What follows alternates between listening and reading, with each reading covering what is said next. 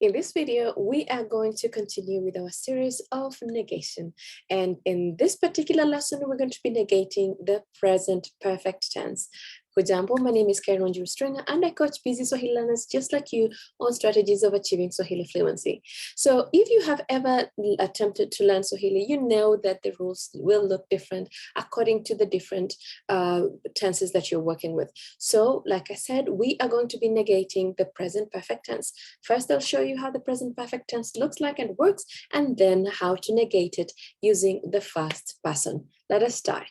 So an important thing to know about the present perfect tense is that we use it to capture events that have just occurred. And we have an example here, I have read. So often when you have or has in a sentence, you're most probably working with the present perfect tense. And in Swahili, using our short formula of subject, tense, and verb, the T is always going to be represented by me. Like I have read becomes nimesoma. So what if you want to say I have not read? How will that be? So if you want to say I have not read, the first thing to remember when you're negating this tense in the first person, the ni, which is I, becomes si. And the tense marker transforms from me to ja.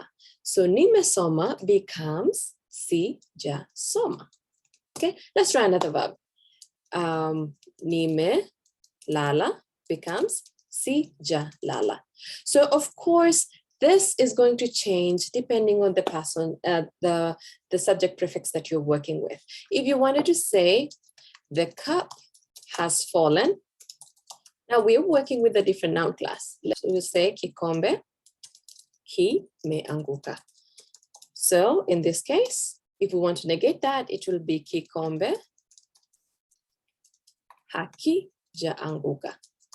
So you will notice that this is going to be slightly different because we're working with different noun classes. So when you're working with with inanimate objects, rules are going to be slightly different because you're working with a different noun class.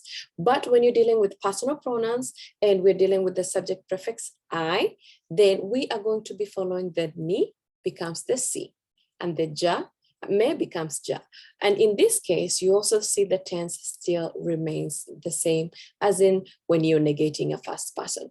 So let us see a few sentences here and see if you can do them. So I have not prepared the meal becomes si ja kitayarisha chakula.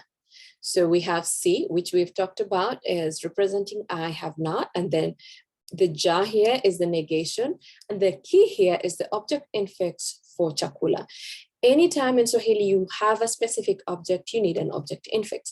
So this is why we have it right here. That is represented by the te here, and this is the reason we have the object infix. So I hope you found this useful, and I'm going to leave a few sentences in the comments, and if you want to attempt them, answer them in the comments, and if not, you can just do them on your own. I will talk to you in the next one.